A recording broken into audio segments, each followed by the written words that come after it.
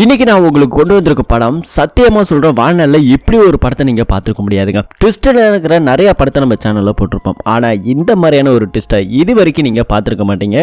அந்த அளவுக்கு சும்மா வெறித்தனமா மிரட்டி விட்டுருப்பாங்க. இந்த ட்விஸ்டை கண்டிப்பா உங்களால கண்டுபிடிக்க முடியாது. 100% நான் சேலஞ்ச் பண்றேன். அது மாதிரி இந்த படத்துல ஒரு நிமிஷம் கூட போர் அடிக்காம விறுவிறுப்பா கொண்டு போயிருப்பாங்க. அந்த அளவுக்கு தரமா செதுக்கி வச்சிருப்பாங்க. கெஸ் பண்ண முடியாது, கணிக்க முடியாது, ட்விஸ்டை கண்டுபிடிக்க முடியாது. சேலஞ்ச் பண்றேன், முடிஞ்சா கண்டுபிடிச்சு பாருங்க. 2025 ரிலீஸ் ஆன ஆசாதி அப்படிங்கிற இந்த படத்தோட கதை தான் இன்னைக்கு நம்ம பார்க்க போறோம். படத்தை பார்க்கறதுக்கு முன்னாடி சேனலுக்கு புதுசா விசிட் பண்றீங்க அப்படின்னா மறக்காம சப்ஸ்கிரைப் பண்ணி பக்கத்துல இருக்க பெல் ஐகானை பிரஸ் பண்ணிக்கோங்க. நம்ம சேனலை சப்ஸ்கிரைப் பண்ணவங்க மறக்காம நம்ம வீடியோக்கு ஒரு லைக் கொடுத்து ஸ்டார்ட் பண்ணுங்க. இப்போ நேர படத்தோட கதையை பார்ப்போம். இந்த படத்தோட ஸ்டார்டிங் சீன்ல ஒரு கோர்ட்டை காமிக்கிறாங்க. கோர்ட்ல இருந்து ஏதோ ஒரு தீர்ப்பு கொடுத்துறீங்க, நிறைய பேர் வெளியே வரத நமக்கு இங்க காமிக்கிறாங்க. ஒரு கார் வந்து நிக்குது. அந்த கார்ல ஒருத்தன் போயிட்டு பேச ஆரம்பிக்கிறான். அந்த பொண்ணு கன்சீவா இருக்கிறதால தூக்கு தண்டனையை ரத்து பண்ணிட்டாங்க அப்படின்னு சொல்லும் போது இப்ப என்ன பண்றது அப்படின்னு சொல்லி அவன் கேட்கிறான். காருக்குள்ள உட்கார்ந்து இருக்கிற ஒரு பெரிய மனுஷன் அவளை கோர்ட் வாசல்ல வச்சு நம்ம ஆளுகளை விட்டு கொலை பண்ணி போடுங்க அப்படிங்கிற மாதிரி சொல்லிட்டு போறான். அடுத்த நிமிஷம் அந்த இடத்துல நிறைய கைக்குலிங்க வந்து நின்றுட்டு இருக்காங்க. அவங்க கிட்ட போயிட்டு இதை பாருங்க, கோர்ட்ல வச்சு எதுவும் பண்ண வேண்டாம், வெளியே வந்த அடுத்த நிமிஷம் அவளை போட்டு தள்ளிடுங்க அப்படிங்கிற மாதிரி இங்க ஒருத்தன் சொல்லி எல்லா டீமையும் அனுப்பிச்சிட்டு இருக்கான். இங்க ஒரு வயசானவரை காமிக்கிறாங்க. பேரு சிவன். அவர்கிட்ட ஒரு வக்கீல் வந்து ஆறுதல் சொல்லிட்டு போறாரு. பக்கத்துல ஒருத்தவர் இருக்கிறான், அந்த பொண்ணோட வீட்டுக்காரன், பேரு ரகு. அவர்கிட்ட இனிமே இந்த கேஸ்ல பண்றதுக்கு எதுவுமே கிடையாது, நம்ம கையை மீறி போயிடுச்சு அப்படிங்கிற மாதிரி சொல்லிக்கிட்டு இருக்காங்க. இப்பதான் அந்த வயசானவர் அப்படியே திரும்பி பாக்குறாரு. இந்த சிவன் இருக்கார் இல்லையா, இவரோட பொண்ணுதான் இப்ப அந்த கொலையை பண்ணிருக்காங்க. அப்படியே மேல இருந்து நடந்து வராங்க. அப்பாவை பார்த்தோன்னே அந்த பொண்ணுக்கு கண்ணெல்லாம் கலங்குது. பக்கத்துல ரகு இருக்கா இல்லையா, இவன் அந்த பொண்ணோட வீட்டுக்காரன், சிவனோட மருமகன். இவரும் அந்த பொண்ணை பார்த்துட்டு ரொம்ப கஷ்டப்பட்டு ஃபீல் பண்ணிக்கிட்டு இருக்காரு. அப்படியே ஒரு 7 மாசத்துக்கு அப்புறம் நமக்கு காமிக்கிறாங்க. அந்த பொண்ணு கன்சீவா இருந்தா இல்லையா, இப்ப டெலிவரி செக்கப்புக்காக ஒரு டாக்டர் வந்து செக் பண்ணி இருக்காங்க. குழந்தையோட அசைவெல்லாம் தெரியுதா அப்படிங்கிற மாதிரி அந்த பொண்ணு கிட்ட விசாரிக்கும் போது அந்த பொண்ணால பேச முடியாது. அந்த பொண்ணு ஒரு ஊமை. பக்கத்துல இன்னொரு கைதி ஒருத்தவங்க இருக்காங்க. அவங்க என்ன சொல்றாங்கன்னா, அந்த பொண்ணால பேச முடியாது. அந்த பொண்ணு சொல்றதெல்லாம் ஆனா இவங்களால புரிஞ்சுக்க முடியுது. ஏன்னா பக்கத்திலே இருக்கிறவங்க பேசி பேசி பழகிட்டாங்க. அந்த பொண்ணு என்ன சொல்றாங்கிறத புரிஞ்சுக்க முடியுது. குழந்தையோட அசைவெல்லாம் நல்லா இருக்கு அப்படிங்கிற மாதிரி டாக்டர்கிட்ட சொல்றாங்க. டாக்டர் செக் பண்ணியதுக்கு அப்புறம் வெளியே ஒரு போலீஸ்காரர் இருக்கிறாரு. அவர்கிட்ட அந்த டாக்டர் அம்மா வந்து ரிப்போர்ட் எல்லாம் சப்மிட் பண்றாங்க. சப்மிட் பண்ணும்போது அந்த பொண்ணு அன்ஹெல்த்தியா கொஞ்சம் இருக்கிறா, நல்ல ஹெல்த்தியான ஃபுட் எல்லாம் சாப்பிடணும், பேசாம பரவல்ல கொடுங்க, அந்த பொண்ணு வீட்டுல போயிட்டு இருக்கட்டும், டெலிவரி முடிச்சதுக்கு அப்புறம் எதுவாக இருந்தாலும் ப்ரொசீஜ் பண்ணிக்கங்க அப்படின்னு சொல்லி இந்த டாக்டர் போலீஸ்கார்ட்ட சொல்றாங்க. அப்பதான் அந்த போலீஸ்கார் ஒரு விஷயத்த சொல்றாங்க. இது பாருங்க, அந்த கைதிக்கு மட்டும் அந்த மாதிரி பரவல்லாம் கொடுக்க முடியாது. ஏன்னு கேட்டா அந்த கைதி இப்ப இருக்கிற கட்சி தலைவரோட பையனை வீட்லயே வச்சு அவங்க அம்மா முன்னாடியே ஒரே போடா போட்டு கழுத்து துண்டா போயிடுச்சு. அந்த கொலை கேஸ்ல தான் இந்த பொண்ணு அரெஸ்ட் பண்ணிருக்குது அப்படின்னு சொன்ன உடனே அந்த பொண்ணு அப்படியே வெளியே வராங்க.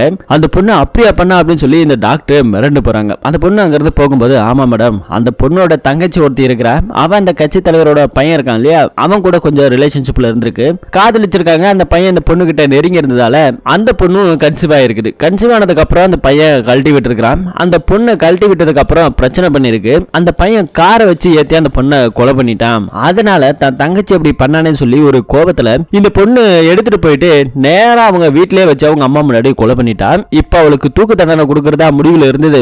ஏதோ அவ நல்ல நேரம் அவ கன்சீவ் ஆயிட்டா அப்படிங்கிற மாதிரி விஷயத்தெல்லாம் சொல்றாங்க. டாக்டர் என்ன சொல்றாங்கன்னா, அவங்க வீட்டுல இருந்து யாரும் வரமாட்டாங்களா அப்படின்னு சொல்லி கேட்டா, அந்த பொண்ணுக்கு அம்மா அப்படி எல்லாம் கிடையாது, ஒரே ஒரு அப்பங்காரன் தான், அவனு கட்சியில பழைய ரவுடி அப்படின்னு சொல்லி இந்த சிவனை காமிக்கிறாங்க. அவனோட வீட்டுக்காரன் எங்க இருக்கான் அப்படின்னு சொல்லி கேட்டா, அவன் பேரு ரகுன்றது மட்டும்தான் எங்களுக்கு தெரியும், அவன் ஒரு பூச்சாண்டி, இந்த பிரச்சனைக்கு அப்புறம் எங்கே போய் ஓடி ஒளிஞ்சிட்டான், அவனையும் கொலை பண்றதுக்காகவும் அந்த கிழமை சிவனையும் கொலை பண்றதுக்காகவும் கட்சிக்காரங்களோட ஆளுங்களை இறக்கி விட்டு இருக்காங்க. எப்ப வேணாலும் என்ன வேணாலும் ஆகும் தெரியல, ஒருவேளை அந்த ரகுவை போட்டு தள்ளிட்டாங்கன்னு கூட நினைக்கிறான் அப்படிங்கிற மாதிரி மிங்களா இவங்க பேசிக்கிட்டு இருக்க. இப்ப நம்ம வயசானவர் அப்படியே இங்க கெத்தா நடந்து வராரு. அதே மாதிரி அந்த ரகு இருக்கான் இல்லையா, அவனும் இங்க ஹாஸ்பிட்டலுக்கு கிளம்பி வந்துகிட்டு இருக்கான். அடுத்த சீனு, இந்த சிவன் போயிட்டு ஒரு போலீஸ்கார பாக்குறாரு. போலீஸ்கார்கிட்ட கொஞ்சம் பணத்தை கொடுத்து எதையோ செய்ய சொல்றாரு. அடுத்த சீனு, அந்த பொண்ணு இப்ப இருக்கா இல்லையா, அவ பேரு கங்கா, அவ இங்க ஜெயிலுக்குள்ள இருக்கும்போது அவ சில மருந்துகள் எல்லாம் சாப்பிட்டுட்டு இருக்கா. சாப்பிட்டுட்டு இருக்கும் போது ஏதோ ஒரு பேப்பர் ஒண்ணு அந்த டப்பாக்குள்ள ஒளிச்சு வச்சு கொடுத்துருக்காங்க. அதை இந்த பொண்ணு படிச்சுக்கிட்டு இருக்கா. அடுத்தது கொஞ்சம் பணத்தை எடுத்துக்கிட்டு நேரா திரும்பவும் இன்னொரு போலீஸ்கார போயிட்டு பாக்குறாங்க. அவங்க கூடவே ரகுவும் போயிருக்காங்க, இந்த சிவனும் போயிருக்காங்க. அப்ப என்ன சொல்றாங்கன்னா, இந்த மாதிரி இந்த விஷயத்தை நீங்க செய்யணும், அதுக்கு எங்களுக்கு நீங்க சப்போர்ட் பண்ணணும் அப்படிங்கிற மாதிரி சொல்லும்போது, இது பாரு ரிஸ்க் கொஞ்சம் அதிகம் தான், சரி பணத்தை கொடு, என்ன பிளான் வேணா பண்ணிக்கங்க, ஆனா இந்த பிளான்ல நான் மாட்ட மாட்டேன், கடைசி நேரத்துல நான் கையை தூக்கிடுவேன் அப்படிங்கிற மாதிரி இந்த போலீஸ்காரர் சொல்றாரு. மத்ததெல்லாம் நீங்க தான் பாத்துக்கணும் அப்படிங்கறதையும் தெளிவா சொல்றாரு. அதே நேரத்துல இங்க ஒரு வக்கீல் இருக்காரு இல்லையா, அவரை போயிட்டு இந்த ரகு போயிட்டு பாக்குறாங்க. இது பாரு, நீ சொன்ன மாதிரி எல்லாத்தையும் அரேஞ்ச்மெண்ட் பண்ணிட்டேன், இதுல நீ கேட்ட பணம் எல்லாமே இருக்குது, அது மட்டும் இல்லாம ஒரு லாட்ஜ் ஒண்ணு கேட்டிருக்காரு, அது ஹாஸ்பிட்டலுக்கு முன்னாடியே. அந்த அந்த லாட்ஜ் ரெடி ஆயிடுச்சான்னு சொல்லி கேட்டா எல்லாமே ரெடி ஆயிடுச்சு அப்படின்னு சொல்லி இங்க இருக்கிற வக்கீல் இருக்கார் இல்லையா, இவரு ரொம்ப ஃபேமஸான வக்கீல், இவர் போட்டு கொடுத்த பிளான் படி தான் இது எல்லாமே நடந்துகிட்டு இருக்கு அப்படிங்கிற மாதிரியும் ஒரு பக்கம் இங்க சொல்லிக்கிட்டு இருக்காங்க. அடுத்ததா சிவன் என்ன பண்றாருன்னா ஒரு அடியாளை கூப்பிட்டுக்கிட்டு பாபு சொல்லி ஒரு ஆளை பாக்குறதுக்காக போயிட்டு இருக்கிறார். அங்க போய் பார்க்கும்போது அவன் கொஞ்சம் இந்த மாதிரி தப்பு தண்டா வேலைகள்லாம் செஞ்சு கொடுக்குற ஒரு கைக்கூலி தான். அவகிட்ட நம்ம சிவன் போய் உன்னால எனக்கு ஒரு வேலை ஆகணும் அப்படின்னு சொல்லும்போது இது பாருங்க முன்ன மாதிரி நான் அந்த மாதிரி வேலை எல்லாம் இப்ப செய்யறது கிடையாது, ஏன் பொண்டாட்டிக்கு அது பிடிக்கிறது கிடையாது அப்படிங்கிற மாதிரி சொல்லிக்கிட்டு இருக்கும்போது ஒரு நாளைக்கு உனக்கு 10,000 ரூபாய் தரேன், என்னால உனக்கு எந்த பிரச்சனையும் வராது, நீ செய்யக்கூடிய வேலையினாலும் உனக்கு ஒரு பிரச்சனையும் வராது, அதுக்கு நான் கேரண்டின்னு சொல்லும்போது பக்கத்துல பொண்டாட்டி கறி இருப்பா. 10,000 ரூபான்னு ஓகே சொல்லிட்டான். இவனும் அந்த 10,000 ரூபாய் பணத்தை வாங்கிட்டு மீனை கழுவிட்டு இருந்தவன் போயிட்டு மட்டன் சிக்கன் வாங்கிட்டு வந்து சமைச்சு வை, நல்லா சாப்பிடலாம் அப்படின்னு சொல்லிட்டு எதுவா இருந்தாலும் பரவாயில்ல என்ன வேலை எதுவுமே கேட்கல சரின்ட்டு இவன் பின்னாடியே வந்துட்டான். சிவன் கூடவே வந்துட்டாப்ல. அடுத்து இங்க ஜெயிலரை காமிக்கிறாங்க. அங்க ஒரு போலீஸ்காரர்கிட்ட ரிப்போர்ட்டை கொடுக்குறாங்க. ரிப்போர்ட்ல அந்த கர்ப்பிணி பெண் இருக்கா இல்லையா, அவளுக்கு கொஞ்சம் அன்கண்டிஷனலா இருக்கிறான், இப்ப டெலிவரி டைமுக்கு அங்க இருக்கிற ஜிஹெச்சுக்கு தான் கூட்டிட்டு போகணும் அப்படிங்கிற மாதிரி சொல்றாங்க.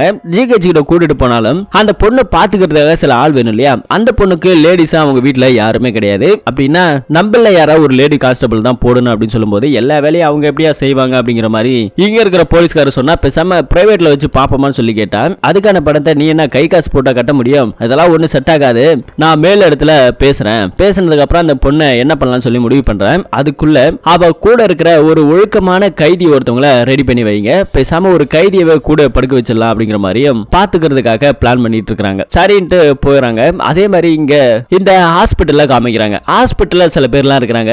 இங்க ஒருத்தர் இருக்கார் இல்லையா, இவரோட பேரு செல்வம், இவரு காதலிச்சு கல்யாணம் பண்ணிருக்காங்க. இப்ப அவங்க மனைவிக்கு பிரசவத்துக்காக இங்க ஹாஸ்பிட்டல் அட்மிட் ஆகியிருக்காரு. இவரு சின்ன சின்ன தப்பு வேலைகள் எல்லாம் செய்வாரு, கைக்கூலி வேலைகள் எல்லாம் பாப்பாரு. அதே மாதிரி பக்கத்துல ஒருத்தவர் இருக்கா இல்லையா, இவங்க அம்மாக்கு இப்போ 7வது டெலிவரி, அதனால அம்மாக்கு சப்போர்ட்டா இந்த பையனும் இருக்கிறான். இப்படி எல்லாம் இருக்கும்போது அந்த வயசானவர் இருக்கார் இல்லையா, அவரு வந்து நம்ம செல்வத்தை கூப்பிடுறாரு. யாருங்க அவருன்னு சொல்லி பொண்டாட்டிக்காரி கேட்டா சைட்ல வேலை பார்க்கறவர்னு போய் சொல்லிட்டு அவர்கிட்ட போயிட்டு பேசுறாரு. யோ இந்த மாதிரி டைம்ல வராதுன்னு உனக்கு எத்தனை தடவை சொல்லணும்னு சொல்லி கேட்டா, இத பாடுற செல்வம், நீ என்ன பாக்குறதுக்கு நீ தான் கொடுத்து வச்சிருக்கணும், ஒரு வேலை ஒண்ணு வந்திருக்கு, நீ எதையுமே செய்வேனாம், அண்ணன் கூட மட்டும் நில்லு, ஒரு நாளைக்கு உனக்கு 10,000 ரூபாய் தருவேன், அது இல்லாம உன் மனைவி வேற இப்ப மாசமா இருக்கிறா, இந்த மாதிரி டைம்ல உனக்கு எல்லாம் பணம் கொஞ்சம் தேவைப்படும், நான் சொல்றத மட்டும் செய்ய, அதுவும் உனக்கு வேலை இந்த ஹாஸ்பிட்டல்ல தான் அப்படிங்கிற மாதிரி எல்லாம் சொல்லிக்கிட்டு இருக்காங்க. யோ இது பாரியா, நான் முன்ன மாதிரி அந்த மாதிரி வேலை எல்லாம் செய்யறது கிடையாது, ஏன் பொண்டாட்டிக்கு அது பிடிக்கிறது கிடையாது, நானே இப்ப கொஞ்சம் தெரிந்து இருக்கிறேன், செய்ய முடியாது அப்படிங்கிற ரேஞ்சுக்கு பேசிக்கிட்டு இருக்காங்க. இங்க ஒருத்தரை காமிக்கிறாங்க. இவங்க மனைவிக்கும் பிரசவ டேட், அதே மாதிரி இவரு நின்னுகிட்டு இருக்காரு. அப்படியே கட் பண்ணா பேசிட்டு இருந்த செல்வத்துக்கு கொஞ்சம் ஹாஸ்பிட்டல்ல பில்லு கட்ட வேண்டியது இருக்குது. பில்லு வந்து கேட்கும் போது 3600 ரூபாய் அப்படிங்கிற மாதிரி சொல்லிடுறாங்க. அவ்வளவு பணம் இந்த ஆளுகிட்ட இல்ல, ஒரு 10 நிமிஷம் கழிச்சு வந்து கட்டுறேன் அப்படிங்கிற மாதிரி சொல்லி இருக்காங்க. செல்வத்துக்கிட்ட காசு கிடையாது. தான் வேலை பார்க்குற இடத்துல போன் பண்ணி கடனை கேட்டாலும் அந்த ஆளு என்கிட்ட காசு கிடையாது, சீட்டு கட்டிட்டான் அப்படிங்கிற மாதிரி இவரு சொல்லிக்கிட்டு இருக்கா. இது எல்லாத்தையும் அந்த கிழவன் பாத்துக்கிட்டு இருக்காரு. பாபு என்ன பண்றாரு, ஒரு 10,000 ரூபாய் எடுத்து செல்வம் கையில, டேய் ஃபர்ஸ்ட் நீ புடி, அதுக்கப்புறம் எதுவாக இருந்தாலும் பாத்துக்கலாம், போயிட்டு கட்டுறா அப்படிங்கிற மாதிரி சொல்லிடுறாங்க. வேற வழி இல்லாம இவன் இந்த வேலை செய்யறதுக்காக ஒத்துக்கிறான். அதே மாதிரி இங்க ஒரு நர்சம்மா இருக்கிறாங்க. அந்த நர்ஸ் இவங்க கரெக்ட் பண்ண பாத்துக்கிட்டு இருக்காங்க. இப்படி ஹாஸ்பிட்டல் இருக்கக்கூடிய முக்கியமான ஆளுங்கள்லாம் இவங்க சேர்த்து ஒரு கேங்கா ஃபார்ம் பண்ண ஆரம்பிக்கிறாங்க.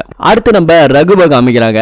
ஹாஸ்பிட்டலுக்கு முன்னாடி ஒரு லாட்ஜ்ல பக்காவா பிளான் பண்ணி ஏகப்பட்ட ஸ்கெட்சை போட்டு வச்சிருக்கான். ஒவ்வொரு நிமிஷமும் இன்ச் பை இன்ச் பையா வாட்ச் பண்ணி பக்கா ஸ்கெட்சை இங்க போட்டு வச்சுட்டு இருக்கான். இப்ப அந்த கர்ப்பிணி பெண்ணை கைதியா ஒருத்தவங்கள கூட அமைச்சிருக்காங்க. 104 அந்த வயசான அம்மாவை இந்த பொண்ணை பாத்துக்கணும் அப்படிங்கிறதுக்காக ஜெயிலே இருக்கக்கூடிய ஒரு ஒழுக்கமான கைதினா இவங்க தான் அப்படிங்கிற மாதிரி சொல்லி இந்த பொண்ணுக்கு A to Z எல்லாத்தையும் பார்க்கணும். அது மட்டும் இல்லாம 24 மணி நேரமும் போலீஸ் பாதுகாப்பு இருக்கணும். இது ஒரு பக்கம் போய்கிட்டு இருக்கிற இந்த பக்கத்துல நம்ம ரகுவை காமிக்கலாம். அவன் பக்காவா ஸ்கெட்ச் போட்டிருந்தான் இல்லையா. இப்ப நம்ம வயசான சிவன் இருக்காங்க, அதே ஹாஸ்பிட்டல்ல வேலை பார்க்கக்கூடிய நர்ஸ் இருக்கிறாங்க, பாபு இருக்கிறான், செல்வம் இருக்கிறான், கூட சிவனோட அடியால ஒருத்தர் இருக்கிறான், அந்த குட்டி பையன் இருக்கிறான். இவங்களை எல்லாத்தையும் வச்சு ஒரு பக்கா ஸ்கெட்சா இங்க சொல்லிக்கிட்டு இருக்காரு. என்ன அப்படின்னா இந்த ஹாஸ்பிட்டல்ல காலைல 11 மணில இருந்து 3:30 மணி வரைக்கும் இருந்தா விசிட்டர்ஸ் அலோடு. அப்படி இருக்கும்போது அந்த பொண்ணு இருக்கா இல்லையா, கர்ப்பிணி பெண்ணுக்கு பிரசவம் நடந்த அடுத்த நிமிஷம் அவளை அங்க இருந்து நைட் டைம்ல நம்ம கிட்னாப் பண்ணி வெளியே கூட்டு வரணும். இதுதான் நம்மளோட பிளான் அப்படிங்கிற மாதிரி சொல்றாங்க. ஆனா இந்த பிளானுங்கிறது 99% ஒர்க் அவுட் ஆகாது. மீதி இருக்கிற 1% இருக்கு இல்லையா, அந்த 1% தான் நாம பயன்படுத்தி அந்த பொண்ணை வெளியே கூட்டு வரணும். அது மட்டும் இல்லாம அந்த பொண்ணு இந்த மாதிரி ஒரு கொலையை பண்ணிட்டா, அதனால 24 மணி நேரமும் போலீஸ் பாதுகாப்பு இருக்கணும், அவங்கள மீறி தான் நம்ம கூட்டு வரணும் அப்படிங்கிற மாதிரி சொல்றாங்க. அது எப்படி சாத்தியம் சொல்லி கேட்டா, ஒரே ஒரு கான்ஸ்டபிள் மட்டும் தான் வெளியே இருப்பாங்க நைட் டைம்ல, அந்த டைம்ல அவங்கள திசை திருப்பி தான் நம்ம கூட்டு வரணும் அப்படிங்கிற மாதிரி ஏகப்பட்ட ஸ்கெட்ச் எல்லாம் சொல்றாங்க.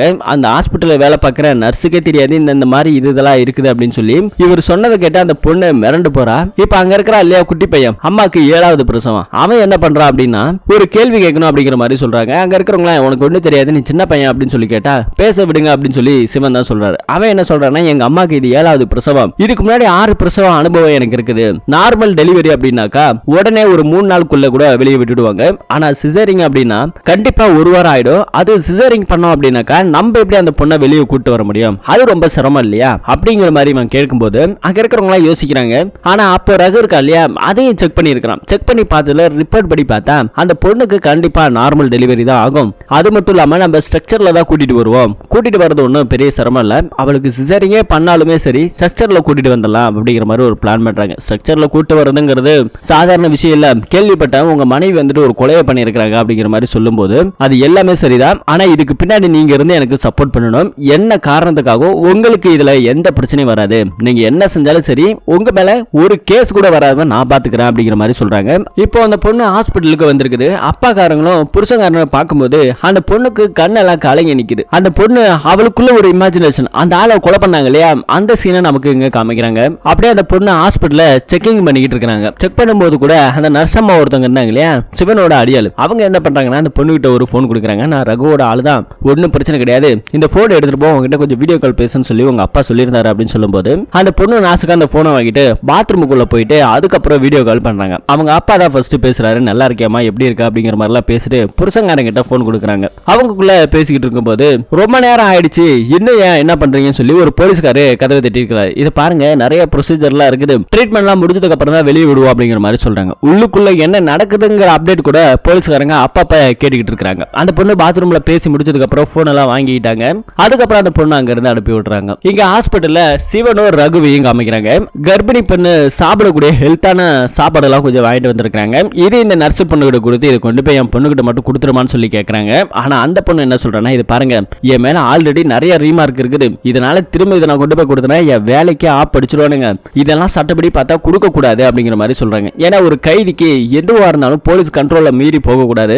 அப்படி இருக்கும்போது இதெல்லாம் என்னால கொண்டு போக முடியாது, போலீஸ்காரங்க அலோ பண்ண மாட்டாங்க அப்படிங்கிற மாதிரி இந்த பொண்ணு சொல்லிக்கிட்டு இருக்க. சரி, வேற வழி இல்லாம ஒரே ஒரு தேன் மிட்டாய் பாக்கெட் மட்டும் இருக்கு, இது என் பொண்ணுக்கு ரொம்ப பிடிக்கும், இதை மட்டும் எப்படியா மறைச்சு கொடுத்துருங்கன்னு சொல்லும்போது சரி நான் பாக்குறேன் அப்படின்னு சொல்லி அந்த பொண்ணு அதை எடுத்துட்டு போயிட்டு உள்ள இருக்கிற அந்த கர்ப்பிணி பெண்ணு கிட்ட கொடுக்குறாங்க. அதை பார்த்த உடனே அந்த பொண்ணுக்கு அழுக தாங்க முடியாம அழுதுகிட்டே இருக்கிறான். அதுக்கப்புறம் அங்க இருக்கிற ஒரு கைதி ஒண்ணு வந்துட்டாங்க.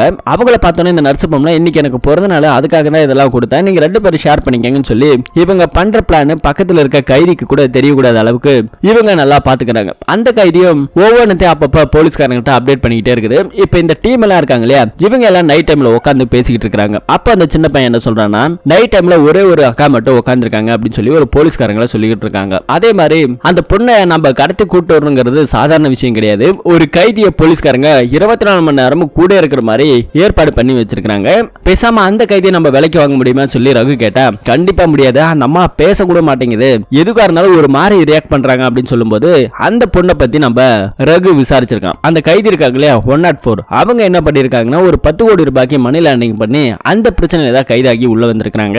எஃப்ஐஆர் அவங்க மேல ஏகப்பட்டது இருக்குது. அப்படின்ற போது அந்த பொண்ணை நம்ம பேசி கன்வின்ஸ் பண்ணா கண்டிப்பா நம்ம பக்கம் வந்து நிக்கும், அவங்க சப்போர்ட் இல்லாம நம்ம எதையும் பண்ண முடியாது அப்படிங்கிற மாதிரி இங்க இருக்கிற ரகு சொல்லிக்கிட்டு இருக்கும்போது இதை யார் பேசினா கரெக்டா இருக்கும் அப்படின்னா உள்ள இருக்கிற நர்ஸ் இருக்காங்க இல்லையா, அவங்க கிட்ட நீங்க தான் இதை பேசணும், நீங்க தான் அவங்க நம்ம வழிக்கு கொண்டு வரணும் சொல்லி கேட்டா, ஐயோ சத்தியமா நான் சொதப்பிடுவேன், அதுவும் இல்லாம நான் சொல்ல போய் அந்த பொம்பளை ஒரு மாதிரி அது போயிட்டு போலீஸ்காரங்கள சொல்லி வச்சுச்சுன்னு வச்சுக்கோங்க, நானும் உள்ள போக வேண்டியதா நீங்களும் உள்ள போக வேண்டியதா அப்படின்ற மாதிரி இந்த பொண்ணு பயந்துகிட்டு இருக்க. இது பாரு, 10 கோடி ரூபாய்க்கு மணி லேண்டிங் பண்ணவ கண்டிப்பா பணம் போது ஒத்துக்குவா, அவ எவ்வளவு பணத்துக்கு விலை போறாளோ அதுல 20% உனக்கு நான் கொடுத்துறேன் அப்படிங்கிற மாதிரி இங்க இருக்கிற ரகு சொல்றான். சரின்னு சொல்லி அந்த பொண்ணு ஒத்துக்குது. ஆனா இப்போ அந்த பொண்ணு நர்சம்மா பேசுறதுக்கு முன்னாடியே 20% சொன்னாங்க இல்லையா, அதனால இந்த பாபு அங்க இருக்கிற சின்ன பையன் செல்வம் இவங்க எல்லாரும் சேர்ந்து என்ன பண்றாங்கன்னா, டேய் இது மாதிரி நாமள போயிட்டு அந்த பொம்பளையை கன்வின்ஸ் பண்ணி பாத்துருவோம், அப்படி கன்வின்ஸ் ஆயிட்டா அப்படின்னாக்கா நமக்கு 20% வருதுல, அதுல கொஞ்சம் நம்ம ஷேர் எடுத்துக்குவோம் அப்படிங்கிற மாதிரி இவங்களா ஒரு பிளான ஒண்ணு போட்டுறானுங்க. சரி, அந்த பொண்ணுகிட்ட எப்படி பேசணும் அப்படின்னு சொல்லி கேட்டா உள்ளுக்குள்ள இருக்க துடிகாயிற இடத்துக்கு அந்த கைதி 104 வராங்க. அவங்க கிட்ட போயிட்டு நம்ம பாபு தான் பேசலாம். இது பாருங்க, நாங்க ஒரு முக்கியமான விஷயமா உங்கள்ட்ட பேச வந்திருக்கோம். உங்க கூட இருக்காங்களே ஒரு கர்ப்பிணி பெண்ணு, அந்த பொண்ணு நாங்க குழந்தை பிறந்ததுக்கு அப்புறம் நாங்க கடத்த போறோம், அந்த கடத்தலுக்கு நீங்க எங்களுக்கு உடனடியா இருக்கணும், ஹெல்ப் பண்ணணும், அதுக்காக நீங்க என்ன வேலை கேட்டாலும் நாங்க கொடுக்கறதுக்கு தயாரா இருக்கிறோம், நாங்க எல்லாரும் ஒரு கேங்கா தான் இருக்கிறோம், இது கேங்கா தான் செய்ய போறோம், உங்களோட உதவி எங்களுக்கு தேவைப்படுது சொன்னோன்னே அந்த பொம்பளை எதுவுமே பேசல. எதுவுமே பேசாம இருக்கிறதால அப்படியே அங்கிருந்து கிளம்பிடுது. நான் ஒரு டிரைவர் அப்படிங்கறதையும் இந்த பாபு சொல்லியிருக்கிறான். அடுத்த நிமிஷம் அந்த பொம்பளை எதுவுமே பேசல இல்லையா, இங்க இருக்கிற டீம் கிட்ட போயிட்டு நம்ம பாபு நின்னுகிட்டு இருக்கான். டேய் என்னடா சொன்னா அப்படின்னு சொல்லி கேட்டா, இல்லடா என்னடா எதுவுமே பேசல அந்த பொம்பளை, என்னன்னு தெரியல அப்படின்னு சொல்லும்போது, போச்சு அவ போயிட்டு போலீஸ்ல கண்டிப்பா சொல்லிடுவா அப்படிங்கிற மாதிரி சொன்ன அடுத்த நிமிஷம் அதே பொண்ணு போயிட்டு அந்த 104 கைதி அங்க இருக்கிற போலீஸ்காரங்கள்ட்ட இந்த மாதிரி வந்து கேட்டான் அப்படிங்கிற விஷயத்த போட்டு உடைச்சிட்டா. இங்க இருக்கிற பாபுக்கு என்ன பண்றதுன்னு தெரியாம அங்க வண்டி எடுத்துட்டு வேகமா வந்துட்டாங்க. அடுத்தது போலீஸ்காரங்க என்ன பண்றாங்கன்னா, அங்க இருக்கிற ஜெயிலருக்கு போன் பண்ணி இந்த மாதிரி கிட்னாப் பண்ண போறதா எங்களுக்கு ஒரு தகவல் வந்திருக்குது, அதை வந்துட்டு ஒரு கூட இருக்கிற 104 கைதி சொல்லி இருக்காங்க அப்படின்னு சொல்லி போலீஸ்காருக்கு இன்ஃபார்ம் பண்ணோன்னே அங்க இருக்கிற மேலதிகாரி என்ன சொல்றாருன்னா, இது பார்ப்பா, இந்த மாதிரிலாம் நடக்கிறது ரொம்ப சர்வ சாதாரணம், அது சும்மா ஜெனரலா தான் இருக்கும், எவனாவது இந்த மாதிரி கடத்த முடியுமா, என்ன பாசிபிளா இருக்கிற விஷயத்தை பேசுங்க அப்படிங்கிற மாதிரி சொல்லும்போது, எனக்கு என்ன இது சாதாரணமா தெரியல அப்படிங்கிற மாதிரி சொல்லும்போது, ஃபர்ஸ்ட் அதெல்லாம் கேர்லெஸ்ஸா விடியா, அதெல்லாம் ஒன்றும் பிரச்சனை இல்லை அப்படின்னு அவரு இது ஒன்றும் பெரிய விஷயமா எடுத்துக்கல. அதே மாதிரி இங்க இருக்கிற நடந்த விஷயத்தை பத்தி ரவிக்கு சிவனுக்கு தெரிஞ்சிருது. அந்த கிழமை பாபு போட்டு பயங்கரமா அடிக்கிறாங்க, திட்டுறாங்க. உன்னை எவன்டா போய் பேச சொன்னது, மொத்த பிளான் சொல்லிட்டியாடா அப்படின்னு சொல்லி கேட்டா, ஆமா கடத்த போற விஷயத்தையும் சொன்னேன், அவங்க போயிட்டு போலீஸ் சொல்லிட்டாங்க சொன்னவனே, இனிமே இன்னும் 2 பவர்ஃபுல்லான போலீஸ் எல்லாம் போட போறாங்களோ அப்படிங்கிற மாதிரி பயந்துகிட்டு இருக்காங்க. அங்க இருக்கிற போலீஸ்காரு இதை சாதாரண விஷயமா விடக்கூடாதுன்னு சொல்லிட்டு இந்த கேஸை விசாரிக்கிறதுக்காக ஒரு லேடி போலீஸ் ஒருத்தவங்கள போட்டிருக்காங்க. அவங்க எங்க ஹாஸ்பிட்டலுக்கு வந்திருக்காங்க. இது உண்மையா பொய்யா அப்படிங்கறத தவிர்த்து இதை நம்ம பலப்படுத்தணும் அப்படிங்கிற மாதிரி அவங்க ஒரு பக்கம் பிளான் பண்ணிட்டு இருக்காங்க. அப்படி அந்த லேடி போலீஸ் வந்து அந்த 104 கைதியை கூப்பிட்டு, யாரு உங்ககிட்ட சொன்னா, அவன் யாரு அப்படிங்கிற மாதிரி டீட்டெயிலா கேட்கறாங்க. இந்த மாதிரி ஒரு டிரைவர் தான் சொன்னான், மத்தபடி எனக்கு எதுவுமே தெரியல, அவனுங்க பார்த்த மாதிரியே தெரியல அப்படின்னு அந்த கைதி சொல்றாங்க. அடுத்தது இந்த போலீஸ்கார அம்மா நேரா உள்ள வந்து கர்ப்பிணி பொண்ணா பாத்துக்கிட்டு இருக்காங்க. அவங்க கிட்ட விசாரிச்சதுல, யாரோ உன்னை கடத்த போறாங்களாமே, யார் அதுன்னு கேட்டா, எனக்கு எதுவுமே தெரியாதுன்னு அந்த பொண்ணு செய்கையில சொல்ல, இந்த பொண்ணால பேச முடியாது அப்படிங்கிற விஷயம் எல்லாமே தெரியுது. அப்போ அங்க டேபிள்ல நிறைய எறும்பு உள்ள அப்படியே போய்கிட்டு இருக்குது. அந்த கபோர்டு திறந்து பார்த்தா அதுக்குள்ள தேன் மிட்டாய் இருக்குது. அந்த சிவன் கொடுத்தாரு இல்லையா, அது இந்த பொண்ணு சாப்பிட்டுட்டு மிச்ச மீதியா அங்க கபோர்ட்ல வச்சிருச்சு. அதுல எறும்பு மிக்க உடனே ஒரு கைதிக்கு எந்த தின்பண்டமும் கொடுக்க முடியாதுங்கிறது ஒரு ரூல்ஸ் இருக்குது. அதை மீறி யார் உனக்கு இந்த தேன் மிட்டாய் கொடுத்த உடனே அந்த விஷயம் தெரிஞ்சு போச்சு, இந்த நர்ஸ் தான் கொடுத்தாங்க அப்படிங்கறத கூட இருக்கிற 104 கைதி சொல்லிட்டாங்க. பிறந்த நாளுன்னு கொடுத்தாங்க அப்படிங்கிற மாதிரி விஷயத்த தெரிஞ்சுக்கிட்டே இந்த லேடி போலீஸ் அடுத்தது அந்த நர்ஸை கஸ்டடியில் எடுத்து விசாரிக்கிறாங்க. எதுக்காக இந்த தேன் மிட்டாயை அந்த பொண்ணுகிட்ட கொடுத்தேன்னு சொல்லி கேட்டா, எனக்கு பிறந்த நாள் அப்படிங்கிற மாதிரி இந்த நர்ஸ் அம்மா சொல்றாங்க. என்ன டேட்னு சொன்ன டேட் எல்லாம் சொல்றாங்க. ஆனா இந்த ஜாயினிங் லெட்டர் இருக்கு இல்லையா, அதுல இருக்கக்கூடிய டேட்டா பேஸை கனெக்ட் பண்ணும்போது, உனக்கு நீங்க பிறந்த நாளே இல்லையே, எதுக்காக கொடுத்தா, யார் கொடுத்தாங்க, ஒழுங்கா உண்மையை சொல்லு அப்படின்னு சொல்லி கேட்டா, அந்த பொண்ணு எதுவுமே பேசாம அமைதியா இருக்கிறான். அதுக்கப்புறம் சரி நீ போ, நானே பாத்துக்கிறேன் அப்படிங்கிற மாதிரி சொல்லிட்டு மேலதிகாரிக்கு போன் போட்டு இந்த மாதிரியான விஷயத்தெல்லாம் சொல்லிக்கிட்டு இருக்காங்க. அப்போ இதெல்லாம் வச்சு பார்க்கும்போது கண்டிப்பா அந்த பொண்ணை கிட்னாப் பண்ண போறாங்க அப்படிங்கிற விஷயம் எனக்கு தெரிஞ்சிருச்சு அப்படிங்கறத கன்ஃபார்ம் பண்ணிடுறாங்க. இந்த கேஸ் நான் பாத்துக்கிறேன் சார், நீங்க ஃப்ரீயா விடுங்க அப்படின்னு சொல்லி அந்த லேடி போலீஸ் சொல்றாங்க. போலீஸ்காரங்க நிறைய இடத்துல விசாரிக்கிறாங்க. அதுவும் இல்லாம சிவன் என்ன பண்றான், ரகு என்ன பண்றாங்கிறது விசாரிக்கிறாங்க. ரகு வந்துட்டு ரொம்ப நாளுக்கு அப்புறம் இங்க திரும்ப வந்திருக்காவும் ஒரு லாட்ஜ்ல ரூம் எடுத்திருக்கிறதாவும் போலீஸ்காரங்களுக்கு தகவல் கிடைச்சிருக்குது. உள்ளுக்குள்ள இருக்கிற அந்த நம்ம டீம் ஆளுங்களா இருக்காங்களே, செல்வா அந்த குட்டி பையன், அவங்களுக்கெல்லாம் கொஞ்சம் அள்ளி விட்டுருது, நம்மளே ஏதாவது பண்ணிடுவாங்களா அப்படிங்கிற பயத்துல தான் இருந்துகிட்டு இருக்கானுங்க. அடுத்தது ரகுக்கு ஒரு போன் கால், அங்க இருக்கிற வக்கீல் தான் போன் பண்ணிருக்காங்க. நீ இருக்கிற விஷயம் போலீஸ்க்கு தெரிஞ்சிருச்சு, ஒரு சின்ன குழு கூட கிடைக்க கூடாது, நம்ம பிளான் என்னங்கிறது அவங்களுக்கு தெரியக்கூடாது, உடனே அங்க இருந்து கிளம்பிடு அப்படிங்கிற மாதிரி சொல்றாங்க. அந்த லாட்ஜுக்கு இங்க போலீஸ்காரங்க வந்திருக்காங்க. அதுக்குள்ள ரகு என்ன பண்றானா, அங்க இருக்கிற எல்லா திங்ஸுமே எடுத்துக்கிட்டு அர்ஜென்டா கிளம்பிட்டு இருக்கான். ஒரு வழியா இங்க போலீஸ்காரங்க வந்துட்டாங்க. பேர்கிய போட்டு ஓபன் பண்ணலாம் அப்படிங்கிற மாதிரி சொல்லி பிளான் பண்ணும்போது, அதுக்குள்ள இந்த பக்கம் லிப்ட்ல தானே ஏறி வந்தாங்க. அந்த கேப்ல இந்த ரகு கீழே இறங்கி அவனோட கார்ல கிளம்பி போயிட்டான். உள்ளுக்குள்ள வந்து போலீஸ்காரங்க நிறைய இடத்துல தேடிக்கிட்டு இருக்காங்க. ஆனா ஒரு க்ளூவுமே கிடைக்கல. இங்க நம்ம ரகுவும் அந்த பாபு வயசானவர் இருக்கான் இல்லையா, அவங்க 2 பேரும் கார்ல வந்துட்டு இருக்காங்க. போலீஸ்காரங்களுக்கு எந்த எவிடன்ஸும் கிடைக்காது இல்ல அப்படின்னு சொல்லி அவன் கேட்கும்போது டக்குன்னு காரை நிப்பாட்டுறாரு. என்ன அப்படின்னா, இவர் நிறைய பிளானிங் எல்லாம் போட்டு ஸ்கெட்ச் போட்டு ஒரு போர்டுல வச்சிருந்தார் இல்லையா, அந்த போர்டு அப்படியே ஸ்கிரீனை இழுத்து விட்டு வந்திருப்பாரு. அதை இந்த போலீஸ்காரம்மா பாக்குது. பார்த்து அந்த ஸ்கிரீனை திறந்த உடனே பக்கா ஸ்கெட்ச் போட்டிருக்கிற விஷயம் நல்லாவே தெரிஞ்சிருச்சு. ஹாஸ்பிட்டல்ல நோட்டம் விட்டதும், அதை ஃபாலோ பண்ணதும், போட்டோ எடுத்ததும் இப்படின்னு ஏகப்பட்ட விஷயங்கள் தெரிஞ்சு போச்சு. இதை எல்லாத்தையுமே போட்டோ எடுத்து மேலதிகாரிக்கு அந்த போலீஸ் அம்மா அனுப்புது. இந்த அளவுக்கு பக்காவா பிளான் பண்றா அப்படின்னா கண்டிப்பா நம்ம அலர்ட்டா இருக்கணும் அப்படிங்கிற மாதிரி விஷயத்த சொல்றாங்க. இந்த பக்கத்துல அந்த கட்சி தலைவர் இருக்காரு இல்லையா, அவரை காமிக்கிறாங்க. இது நாள் வரைக்கும் அந்த பொண்ணு வீடு ஏறி பொண்டாட்டி முன்னாடியே பையனை கொலை பண்ணிட்டா, அவனை உங்களால ஒண்ணுமே பண்ண முடியாதா அப்படிங்கிற மாதிரி சொல்லி கேட்டுக்கிட்டு இருக்கும்போது ஆளுங்களை அனுப்பிச்சு அவனை ஹாஸ்பிட்டல்ல வச்சு கண்டபனமா வெட்டி வீசுங்க, அந்த சிவனையும் போட்டு தள்ளுங்க, அவன் மருமக ரவி இருக்கா இல்லையா, அவனை அவன் பொண்டாட்டி கண்ணு முன்னாடியே துடி துடிக்க வெட்டி வீசுங்க அப்படிங்கிற மாதிரி இவன் ஒரு பக்கம் சொல்லிக்கிட்டு இருக்க ஆளுங்களை இறக்கிறதுக்காக இங்க பிளான் பண்ணிட்டாங்க. இந்த அந்த பாபு இருக்கார் இல்லையா, அவரு என்ன பண்றாருன்னா செல்வத்துக்கும் அந்த சுட்டி பையனுக்கும் போன் போட்டு ஏன்டா வேலைக்கு வர மாட்டீங்க அப்படிங்கிற மாதிரி கேட்டுக்கிட்டு இருக்கும்போது, எங்களுக்கு எங்க குடும்பம் தான் முக்கியம், இனிமே எங்களை வேலைக்கு எல்லாம் கூப்பிடாத அப்படிங்கிற மாதிரி அவனுங்க இந்த கேங்ல இருந்து விலக பாக்குறானுங்க. இந்த விஷயம் சிவனுக்கு ரகுக்கு தெரியும். ரகு போன வாங்கி பேசுறாரு, நீங்க பண்றதெல்லாம் சரியில்லை, மேற்கொண்டு எவ்வளவு பணம் வேணாலும் நான் தரேன், எங்க கூட நீங்க இருக்கணும் அப்படிங்கிற மாதிரி சொல்லும் போது, இது பாருங்க நாங்க உங்க கூட நிக்க முடியாது, எங்களுக்கு குடும்பம் தான் முக்கியம் சொல்லி போனை கட் பண்ணிட்டாங்க. என்ன பண்றதுன்னு தெரியாம கிளம்ப இருக்க பாபு இருக்காருல வயசானவர், எல்லாரும் போயிட்டாங்க, இனிமே நான் மட்டும் இருந்து என்ன பண்றது, நானும் விலகிக்கிறேன் அப்படிங்கிற மாதிரி இங்க இருந்து அந்த வயசானவர் கிளம்புறாரு. எல்லாருமே இந்த மாதிரி பிரிஞ்சு போயிட்டாங்க. சிவன் இருக்கார் இல்லையா, இனிமே நம்ம எதுவும் பண்ண முடியாது, எல்லாமே நம்ம கையை விட்டு போயிடுச்சு, பேசாம நீ என் கூட வந்துரு அப்படின்னு சொல்லி மருமகனை கூப்பிடுறாரு. ஆனா அவர் என்ன சொல்றாருன்னா, என்ன ஆனாலும் சரி என் பொண்டாட்டி நான் இங்கிறது கூப்பிட்டு வராம விட மாட்டேன், எனக்காக நீங்க யாரும் மாட்டிக்க வேணா, நீங்க கிளம்புங்க, எதுவா இருந்தாலும் நான் ஒரு ஆளு நின்று பாத்துக்கிறேன் அப்படிங்கிற மாதிரி இவன் சொல்லிக்கிட்டு இருக்க அங்க நிறைய அடியாளுங்களை இறக்குறாங்க. சோ இவங்களை போட்டு தள்ளுறதுக்காக பிளான் பண்ணிட்டாங்க. இந்த விஷயத்தை நம்ம சிவன் பார்த்துட்டு அப்படியே அங்கிருந்து கிளம்பி போறாரு. இங்க அந்த வக்கீல காமிக்கிறாங்க, அவருக்கு என்ன பண்றதுன்னு தெரியாம முழிச்சுக்கிட்டு இருக்காரு. அதே மாதிரி இந்த லேடி போலீஸ் இருக்காங்க இல்லையா, அவங்களை கூப்பிட்டு அந்த லாட்ஜில ஓனர் இருந்தா இல்லையா, அவனை கூப்பிட்டு லாட்ஜில ரூம் போட்டது யாரு, அவனை அடையாளம் காட்டு அப்படிங்கிற மாதிரி சொல்லும்போது அதே இடத்துல தான் நம்ம ரகு நிக்கிறான். அவனை கரெக்டா அடையாளம் காமிச்சிடறாங்க. ஒட்டுமொத்த போலீஸ்காரங்களும் வந்து அவனை லாக்அப் பண்ணி அவனோட வேட்டியெல்லாம் உருவி ஜட்டியோட அரெஸ்ட் பண்ணி கூட்டிட்டு போறாங்க. கூட்டிட்டு போயிட்டு கஸ்டடியில வச்சு விசாரிக்கிறாங்க. விசாரிக்கும் போது அந்த லேடி போலீஸ், ஏண்டா உனக்கு என்ன கிறுக்காடா, பைத்தியமான நீ கஸ்டடியில இருக்கிற ஒரு பொண்ணை நீ கடத்தணுங்கிற, அது எவ்வளவு ரிஸ்கான விஷயம், இங்க இத்தனை பேர் நாங்க பாதுகாப்புல இருக்கிறோம், மென்டல் மாதிரி நீ கடத்த போற, அதை பண்ண போற, இதை பண்ண போறன்னு சொல்லிக்கிட்டு இருக்கிற, கோமாளியாடா நீ அப்படின்னு சொல்லி திட்டிட்டு இருக்காங்க. அதே இடத்துல ஒரு போன் கால் ஒண்ணு வருது. அந்த லேடி போலீஸ் வெளியே வந்து அங்க இருக்கிற ஒரு லோக்கல் ஸ்டேஷன்ல இவனை பத்தின இன்ஃபர்மேஷனை கேட்டிருக்காங்க. அப்படி இவனை பத்தி விசாரிச்சதுல இவ ஒரு அப்பாவி மேடம், சின்னதா ஒரு டெக்ஸ்டைல் பிசினஸ் வச்சு நடத்திக்கிட்டு இருக்கான், இவன் மேல எந்த கேஸுமே கிடையாது, அப்புறம் நீ எந்த ஒரு சண்டைக்கு போக மாட்டா, ஒரு டம்மி பீஸ் அப்படிங்கிற மாதிரி சொல்லி இருக்காங்க. இந்த விஷயத்தை தெரிஞ்சுக்கிட்டு நேரா உள்ள வந்து ரகுவை கூட்டிட்டு போறாங்க. கூட்டிட்டு போகும்போது கூட ஹேண்ட் கப் அவுத்து விட்டுட்டு பேசாம இங்க இருந்து ஓடியே போயிடு, இனிமே உன்னை அந்த பக்கமே பார்க்க கூடாது அப்படின்னு சொல்லி அவனை விடுதலை பண்ணி விட்டுறாங்க. கேஸ் கீஸ் எதுவுமே போடல. விசாரிச்சதுல அவன் மேல எந்த ஒரு கேஸும் கிடையாது, அவன் ஒரு டம்மி பீஸ் அப்படின்னு சொல்லி கூட இருக்கிற ஒரு போலீஸ்கார்ட்ட சொல்றாரு. அவனை அரெஸ்ட் பண்றதுக்கான ஆப்ஷன் இருக்கு, சட்டத்துல இடம் இருக்குல்லன்னு சொல்லி கேட்டா, அவனை இப்ப நம்ம அரெஸ்ட் பண்றதுல சட்டத்துல இடம் இருக்குன்னு எனக்கு தெரியும், அவனை நம்ம அரெஸ்ட் பண்ணோம்னா நியூஸ் பேப்பர்னா அவன் பயங்கர ஃபேமஸ் ஆயிடுவான், ஹீரோவா ஆயிடுவான், கஸ்டடியில் இருக்கக்கூடிய மனைவியை காப்பாற்ற வந்த கணவன் சொல்லி நம்மளே டைட்டில் கொடுத்து அவனை ஹீரோவா ஆக்க வேண்டாம் அப்படிங்கிறதுக்காக இந்த அம்மா அவனை ரிலீஸ் பண்ணிருக்குது. இப்போ ஒரு போலீஸ்காரரு கொஞ்ச நேரத்துக்கு முன்னாடி ஒரு டீடைல் சொன்னார் இல்லையா, இவர் மேல எந்த கேஸ் இல்லைன்னு சொல்லி, அது யாரு பண்ணிருப்பாங்கன்னா அவனுக்கு பணம் கொடுத்து நம்ம வக்கீல் தான் சொல்ல சொல்லியிருக்காரு, இந்த மாதிரி நீ சொல்லணும்னு சொல்லி. அதே மாதிரி அந்த போலீஸ்காரரு போய் சொல்லியிருக்கிறார். இது ஒரு பக்கத்துல போக, இந்த பக்கத்துல ரகுக்கு ஹெல்ப் பண்ண அந்த கேங் இருக்கு இல்லையா, அவங்கள எல்லார்கிட்டயும் விசாரணை பண்ணணும் அப்படிங்கிறதுக்காகவும் டாக்டர்ஸ் பர்மிஷன் கேட்டு அந்த வார்டுல இருக்கக்கூடிய எல்லா லாக்குமே போட்டுட்டு அதுக்கப்புறம் போயிட்டு விசாரணை பண்ணலாம் சொல்லி முடிவு பண்றாங்க.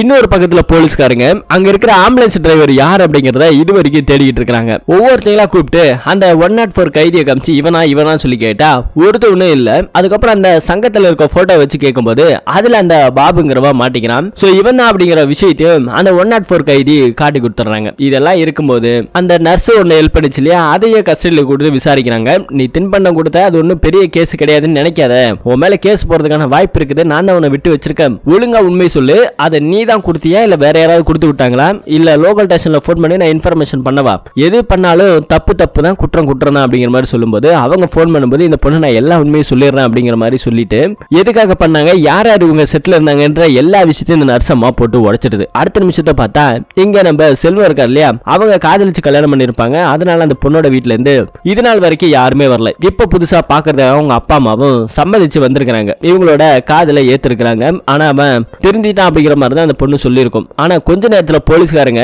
இவங்கிட்ட வந்து விசாரிக்கும் போது இவன் என்ன திருந்தல, இவன் ஒரு அக்யூஸ்ட் தான் அப்படிங்கிற மாதிரி சொல்லி அங்கிருந்து திரும்பவும் அந்த பொண்ணு அப்படியே விட்டுட்டு போறாங்க. எதுவா இருந்தாலும் வெளியே போய் பேசிக்கலாம் அப்படிங்கிற மாதிரி தான் அவன் சொல்லுவான். ஆனா கேட்க மாட்டாங்க, இங்கதான் நின்று பேசணும் அப்படிங்கிற மாதிரி சொல்லி இந்த செல்வமும் ஒத்துக்கிறான். ஆமா அவங்களுக்கு நான் ஹெல்ப் பண்ணலாம் தான் சொல்லி பார்த்தேன், ஆனா இப்ப நாங்க அவங்கள பண்ணல, நாங்க வெளியே வந்துட்டோம், எங்களுக்கு குடும்பம் தான் முக்கியம் அப்படிங்கிற மாதிரி சொன்னதால இதுக்கு மேல நான் அவங்க கூட செட்டு சேர மாட்டேன் அப்படிங்கிற மாதிரி இவனும் ஸ்டேட்மெண்ட் கொடுத்துறான். இப்ப நம்ம போலீஸ்கார மேல யாரையுமே அரெஸ்ட் பண்ணல, எல்லாத்தையுமே விட்டுட்டாங்க. கூட இருக்கிற இன்னொரு போலீஸ்காரன் எதுக்கு மேல இந்த மாதிரி விட்டுட்டீங்க, அவனுங்களை கஸ்டடியில வச்சு 2 பொழந்திருக்கலாம்ல, கேஸ் போட்டிருக்கலாம்ல அப்படின்னு சொல்லி இவன் கேட்கும்போது, இதை பாரு ஃபர்ஸ்ட் அந்த பொண்ணை டெலிவரி பண்ணி பழையபடி அவளை ஜெயிலுக்கு அனுப்புறோம், அதுக்கப்புறம் நீ அவனுக்கு மேல கேசப்பட்டு அவனுங்களை ஒரு கை பாரு அப்படிங்கிற மாதிரி சொல்லிடுறாங்க. சரி நீ இவனு ஒத்துக்கிறான். அடுத்தது இங்க இருக்கிற மேலதிகாரிக்கு போன் பண்ணி இதை பாருங்க சார், இந்த கேஸ் முடிஞ்சிருச்சு, ஆல் ஓவர் எல்லாமே பினிஷ் ஆயிடுச்சு, இனிமே இந்த கேஸ்ல பயப்படுற மாதிரி ஒண்ணும் இல்ல அப்படிங்கிற மாதிரி சொல்லிட்டாங்க. நான் எனக்கு தெரியும் முன்னாடியே நீ இந்த கேஸை ஈஸியா முடிச்சிடுவ அப்படின்னு சொல்லி குட் அப்படின்னு சொல்லிட்டு இவங்க எல்லாம் பேசிட்டு இருக்கும்போது இந்த பக்கம் வரும்போது அந்த ரகு என்ன பண்றான்னா ஹாஸ்பிட்டல் வாசல்ல நின்னுட்டு இருக்கான். அங்க இருக்கிற போலீஸ்காரங்க எல்லாருமே வந்து ஏண்டா நீ இன்னும் போகலையா, உட அந்த பக்கம் பார்க்க கூடாதுன்னு சொன்னா இல்லையா அப்படின்னு சொல்லி லேடி போலீஸ் கேட்க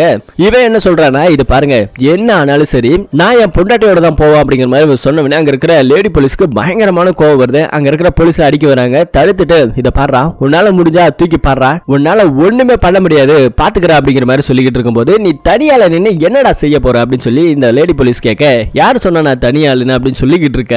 இங்க உள்ளுக்குள்ள அந்த ஹாஸ்பிட்டல் இருக்கு இல்லையா, அவன் பொண்டாட்டியே காமிக்கிறாங்க. இந்த கலர்ஸ் சேர்க்கிற இந்த கேம் விளையாடிட்டு இருப்பாங்க. பக்காவா அந்த கலர்ஸ் சேர்த்திருக்காங்க. இதை பார்க்கும்போது புருஷங்கார ஒரு ஸ்கெட்ச் போட்டானா பொண்டாட்டியும் பயங்கரமான ஸ்கெட்ச் ஏதோ போடுற மாதிரி நமக்கு எங்க தெரியுது. அடுத்தது நம்ம ரகு என்ன பண்றான்னா அங்க இருக்கிற ஒரு பப்ளிக் டாய்லெட்டை யூஸ் பண்றதுக்காக போறாங்க. போகும்போது உள்ளுக்குள்ள இருந்து அந்த செல்வம் வரான். ஆனா போலீஸ்காரங்களா இருக்காங்கன்னா பார்த்து இருந்துக்குங்க அப்படின்னு சொல்லிட்டு வெளியே வரான். திரும்பவும் அவன் வந்ததுக்கு அப்புறம் போலீஸ்காரங்க நிறைய பேர் உள்ள போயிட்டு கதவை லாக் பண்றாங்க. ஏன் லாக் பண்றதுன்னு சொல்லி கேட்டது செல்வத்தையுமே பயங்கரமா அடிச்சிடறாங்க. வெளியே போட அப்படின்னு சொல்லி துரத்தி விட்டுட்டு உள்ளுக்குள்ள போயிட்டு நம்ம ரகு இருக்கான் இல்லையா, அவன் நம்ம லேடி போலீஸ் கிட்ட நான் போனா என் பொண்டாட்டியோட தான் போவேன்னு சொல்லியிருப்பாள். அந்த திமிர்த்தனத்துக்காக புடிச்சு பயங்கரமா அடிக்கிறாங்க. அப்ப கூட நம்ம ரகு என்ன சொல்றாருன்னா சிரிச்சுக்கிட்டே உங்களால என்ன பண்ணாலும் சரி நான் கூட்டிட்டு தான் போவேன் அப்படிங்கிற மாதிரி சொல்லிக்கிட்டு இருக்கும்போது அடிச்சு ஒரு செவுத்து வரம்போ உட்கார வச்சு அங்க இருக்கிற டாய்லெட்ல ஒரு போலீஸ்கார இனிமே உனக்கு சிரிச்சாலே இதுதான்டா ஞாபகத்துக்கு வரணும் அப்படின்னு சொல்லி இந்த போலீஸ்காரன் அவர் மேல உச்சா விட்டு அடிச்சுட்டு அப்படியே அங்கேயே அடிச்சு போட்டு வெளியே வராங்க. இந்த விஷயம் எல்லாம் தெரிஞ்சுக்கிட்ட லேடி போலீஸ் நீ என்ன காரியம் பண்ணிருக்கேன்னு தெரியுமா, அவ மட்டும் போயிட்டு கம்ப்ளைண்ட் கொடுத்தாலும் ஒரு தொப்பி பறந்துரும் பாத்துக்க அப்படிங்கிற மாதிரி சொல்லி கேட்டுக்கிட்டு இருக்க. என்ன மேடம் பண்ண சொல்றீங்க, அவன் பண்றதெல்லாம் நீ சரியா அப்படின்னு சொல்லி இவ ஒரு பக்கம் கோவப்பட்டு இருக்க. அதே மாதிரி அந்த பக்கத்துல இருந்து ரகு அப்படியே கட்டு கட்டிட்டு கெத்தா நடந்து வராங்க. இதை பார்த்தோன்னே இந்த லேடி போலீஸ்க்கு இவனை என்ன மேடம் பண்றது அப்படின்னு சொல்லி கேட்டா, இது பாரு நீ இவ்வளவு அடிச்சு அவன் இந்த பக்கம் வரா அப்படின்னா கண்டிப்பா அவன் ஏதோ பெருசா ஸ்கெட்ச் போடுறான். அவனை அரெஸ்ட் பண்ணி நம்ம ரொம்ப நேரத்துக்கு உள்ள வைக்க முடியாது, ஏன்னா சரியான எவிடன்ஸ் கிடையாது, அவன் பண்ணாதான் அது எவிடன்ஸா மாறும் அப்படிங்கிற மாதிரி இவங்களா சொல்லிக்கிட்டு இருக்க. சிவன் இந்த பக்கம் ஹாஸ்பிட்டலுக்கு வராரு. அதே செல்வம் இந்த மாதிரி உள்ள போயிட்டு நம்ம ரகுவை போட்டு போலீஸ்காரங்க அடிச்ச விஷயத்தையும் வராண்டா முழுக்க போலீஸ்காரங்க கஸ்டடி இருக்கிறதாவும் செல்வம் அப்பப்ப இன்ஃபர்மேஷன் கொடுத்துக்கிட்டு தான் இருக்கிறான். இந்த பக்கத்துல நம்ம கர்ப்பிணி பெண்ணை காமிக்கிறாங்க. அவளுக்கு முதுகுல ஏதோ ஊசி போடுறாங்க. அவளுக்கு நார்மல் டெலிவரி பண்றதுக்கான வாய்ப்புகள் இருக்கு. ஆனா போலீஸ்காரங்க அவங்களுக்கு ஆபரேஷன் பண்றதுக்காக முடிவும் பண்ணிட்டாங்க. இந்த பக்கத்துல நம்ம ரகு என்ன பண்றான்னா அவங்க பொண்டாட்டியை பாக்குறதுக்காக இங்க வந்திருக்கான். போலீஸ்காரங்க அந்த லேடி போலீஸ் வந்து என்னடா உன் பொண்டாட்டிக்கு சுகப்பிரசவம் இருந்தா தானே கூட்டிட்டு போவ, அவளுக்கு தண்டு வடத்துல ஊசி போடுறாங்க, அதுவும் ரொம்ப பவர்ஃபுல்லான ஊசி, அவ ஏது நிக்கிறதுக்கே 3 மாசம் ஆகும், அப்படிப்பட்டவனை நீ எப்படி கூட்டு போற நானும் பாக்குறடா அப்படிங்கிற மாதிரி சொல்லிக்கிட்டு இருக்க. அதே இடத்துல அவன் இடிஞ்சு போயிட்டு உட்கார்ந்து இருக்கிறான். இந்த பக்கத்துல ஒரு ஹாஸ்பிட்டல் ஒருத்தர் இருந்தார் இல்லையா, அவங்க பொண்டாட்டிக்கு பிரசவத்துக்காக சேர்த்திருப்பாங்க. அவங்க அம்மாவும் தம்பி வந்து பயங்கரமா திட்டுறாங்க. உனக்குலாம் ஆம்பளைங்கிற பட்டம் எதுக்குடா, உன் பொண்டாட்டி செஞ்ச காரியத்தை எங்களால வெளியே தலை காட்ட முடியல, ஒழுங்கா விட்டுட்டா அப்படியே வந்துரு அப்படிங்கிற மாதிரி ஏதோ சொல்லி திட்டிட்டு போறாங்க. அதை மீறியும் பொண்டாட்டி புள்ளன்னு சொல்லி நீ கூட்டு வந்தேன்னு வச்சுக்கோ, நான் விஷத்தை குடிச்சு செத்துருவேண்டா அப்படின்னு சொல்லி அவங்க அம்மா திட்டிட்டு போறாங்க. தம்பிக்காரனும் இப்படி பண்றதுக்கு நீ செத்து போலாம் அப்படிங்கிற மாதிரி சொல்லிட்டு போறாங்க. அப்படி என்ன இவன் பண்ணிட்டா அப்படின்னு சொல்லி கேட்டா கூட இருக்கிற சிவன் இது எல்லாத்தையும் பார்த்துக்கிட்டு தான் இருக்கிறாரு. என்னப்பா பிரச்சனை சொல்லி கேட்கும்போது தான் இவங்க பொண்டாட்டியும் இவங்களும் சந்தோஷமா காதலிச்சு கல்யாணம் பண்ணிருக்காங்க. வேலை கிடைச்சிருக்குன்னு சொல்லி ஃபாரினுக்கு இந்த ஆளு போயிருக்கான். ஃபாரின்ல ஒரு 3 வருஷம் இருந்திருக்காரு. இடையில கொஞ்ச நாளைக்கு முன்னாடியே பக்கத்து வீட்டுல இருக்க இவரோட ஃப்ரெண்டு கால் பண்ணி பொண்டாட்டி வேற ஒருத்தன் கூட அஃபேர்ல இருந்து அவ கன்சீவ் ஆயிட்டா அப்படிங்கிற மாதிரி தகவல் தெரிஞ்சு அவளை கொலை பண்ணணுங்கிறதுக்காக அங்க இருந்து கிளம்பி வந்திருக்கான். ஆனா அவளை பார்க்கும்போது அப்படி பண்றதுக்கு எனக்கு மனசு வரல, அது கள்ள தொடர்புல இருந்தா அவனும் விட்டுட்டு போயிட்டான். என் பொண்டாட்டிக்கு பெருசா யாருமே கிடையாது, அவ ஒரு அனாதை, அப்படி இருக்க நேரத்துல அவளை கொலை பண்றதுக்கும் மனசு இல்ல, அப்படியே விட்டுட்டு போறதுக்கும் மனசு இல்ல, அவளுக்கு நான் கொடுக்க பெரிய மிகப்பெரிய தண்டனை என்ன தெரியுமா, அவளுக்கு மேல நான் காட்டுற அன்புதான் அப்படிங்கிற மாதிரி சொல்லிட்டு இவன் போறான். இந்த சிவனுக்கு ஒரு நிமிஷம் அப்படியே ஷாக் ஆயிடுது, இப்படி சில மனுஷங்க இருக்காங்களா அப்படின்னு சொல்லிட்டு. அடுத்த நிமிஷம் அந்த பிரெக்னன்ட் லேடிக்கு குழந்தையும் பிறந்துருது. அங்க இருக்கிற நம்ம சிவன் ஆசையா குழந்தைய பார்க்கலாம்னு சொல்லி போனா ரகுவையும் சிவனையும் பாக்குறதுக்காக அந்த போலீஸ்கார அலோ பண்ணல. இத பாரு அதெல்லாம் பார்க்க முடியாது, முடிஞ்சா பெட்டிஷன் போடு, அதுவும் நான் மனசை வச்சாதான் நீ பார்க்கலாம் அப்படிங்கிற மாதிரி இங்கேயும் பழி வாங்குறானுங்க போலீஸ்காரங்க. அடுத்து நம்ம பாபு இருக்கார் இல்லையா, அவரு இந்த கேங்ல இருந்து விலகிட்டாரு. ஆனா போலீஸ்காரங்க நாளைக்கு நீ ஸ்டேஷனுக்கு வரணும், உன்னை கஸ்டடியில வச்சு விசாரிக்க போறோம் அப்படிங்கிற மாதிரி சொல்றாங்க. மீறி வரலன்னு வச்சுக்கோங்க, இருக்கிற ஒட்டுமொத்த கேஸும் உன் மேல நான் போடும் சொல்லி மிரட்டுறாங்க. குழந்தைய பார்க்கலாம் சொல்லி ஆசையா இருந்த இவங்களுக்கு குழந்தை பார்க்க விடல. இந்த நம்ம செல்வனோட பொண்டாட்டி அவளும் மாசமா இருக்காங்க இல்லையா, அங்க ஹாஸ்பிட்டல் இருக்கும்போது கூட அந்த பொண்ணுக்கு இது எல்லா விஷயமும் தெரிஞ்சிருச்சு. இந்த மாதிரி அந்த அண்ணனுக்கு குழந்தை பிறந்துச்சா சொல்லி கேட்டா குழந்தை பிறந்துருச்சு, பெண் குழந்தை, ஆனா போலீஸ்காரங்க பார்க்க விடல, அந்த அக்காவை அந்த அண்ணன் கூட்டிட்டு போனா பரவாயில்ல, உங்களால முடிஞ்சா ஏதாவது ஹெல்ப் பண்றதா பண்ணுங்க, எனக்கு எந்த பிரச்சனையும் இல்லைன்னு சொல்லி மனைவிக்காரங்களே சொல்லிட்டாங்க. அடுத்த நிமிஷம் இந்த குட்டி பையனும் இந்த செல்வமும் ஒருத்தர் பாத்துக்கிறாங்க. இவங்களுக்கு திரும்ப அந்த கேங்ல ஜாயின் பண்றதுக்காக முடிவு பண்ணிட்டாங்க. இந்த பக்கத்துல நைட்டு முழுக்க எல்லாருமே அலர்ட்டா இருங்க, நான் போயிட்டு வீட்டுல 1 மணி நேரம் கழிச்சுட்டு வரேன் அப்படிங்கிற மாதிரி சொல்லி இங்க இருக்கிற லேடி போலீஸ் கிளம்புறாங்க. கூட இருக்கிற இன்னொரு போலீஸ்காரன் அதான் எல்லாம் முடிஞ்சிச்சு மேடம் நான் பாத்துக்கிறேன்னு சொல்லி கேட்டா இனிமேதான் ஆரம்பம் அப்படிங்கிற மாதிரி சொல்லிட்டு அங்க இருந்து அவங்க கிளம்புறாங்க. இந்த பக்கத்துல அந்த வக்கீலுக்கு நம்ம ரகு போன் பண்ணிருக்கான். இது பாரு இனிமே நம்மளால எதுவும் பண்ண முடியாது, போலீஸ் கஸ்டடிங்க ரொம்ப அதிகமா ஆயிடுச்சு, இன்னொரு சந்தர்ப்பம் கிடைச்சா அப்ப நம்ம பாத்துக்கலாம் சொல்லி கேட்டா ரகு இந்த மாதிரி சந்தர்ப்பம் இனிமே கிடைக்காது, இதோட நான் முடிச்சுக்கிறேன் அப்படிங்கிற மாதிரி சொல்லிட்டு அவன் போன் காலை கட் பண்றான். இந்த பக்கத்துல இந்த கேங்ல இருந்தாங்க இல்லையா, அவங்க எல்லாரும் ஒட்டுமொத்தமா ஒண்ணு சேர்ந்துட்டாங்க. இனிமே என்ன நடந்தாலும் சரி உங்க கூட நாங்க இருக்கிறோம் சொல்லி ரகுக்கு திரும்பவும் கூட்டு சேர்ந்துட்டாங்க. உள்ள இருக்கிற அந்த கர்ப்பிணி பெண்ணுக்கு குழந்தை பிறந்துச்சு, அந்த பொண்ணை ஹேண்ட் கப் போட்டு கட்டிலோட அப்படியே லாக்அப் பண்ணி வச்சிருக்காங்க. இவளுக்கு ஏதாவது எமர்ஜென்சினா மட்டும் லாக்க ஓபன் பண்ணுங்க அப்படி சொல்லி போலீஸ் போலீஸ்காரங்க பக்காவா ஒவ்வொரு நிமிஷம் வாட்ச் பண்ணிட்டே இருக்காங்க. நிறைய பேர் வெளியே இருக்கிறாங்க. ஆனா இது மீறி எப்படி நம்ம கடத்த போறோம் அப்படிங்கிறது தெரியல அப்படின்னு இவங்க டீமா நின்னு பேசிட்டு இருக்காங்க. ஒவ்வொருத்தவங்களுக்கும் ஒவ்வொரு வேலையை நம்ம ரகு கொடுக்கறாப்ல. இங்க இருக்கிற நம்ம செல்வமும் அந்த குட்டி பையனை என்ன பண்றாங்கன்னா சாப்பாடு ஃபுட் கொடுக்குற அந்த ட்ராலில நர்சம்மா அவங்களை உள்ளார உட்கார வச்சுக்கிட்டு அந்த வார்டு ரூமுக்கு கூட்டிட்டு போயிடுறாங்க. போலீஸ்க்கு இதனால பெரிய சந்தேகம் வரல. அங்க இருக்கிற பாத்ரூம்குள்ள இவங்க ரெண்டு பேரையும் ஒளிச்சு வச்சிடறாங்க. இந்த பக்கத்துல வெளியே போலீஸ்காரங்க பாதுகாத்துக்கிட்டு தான் இருக்கிறாங்க. நைட் டைம் ஆனா ஒரே ஒரு லேடி தானே இருப்பாங்க.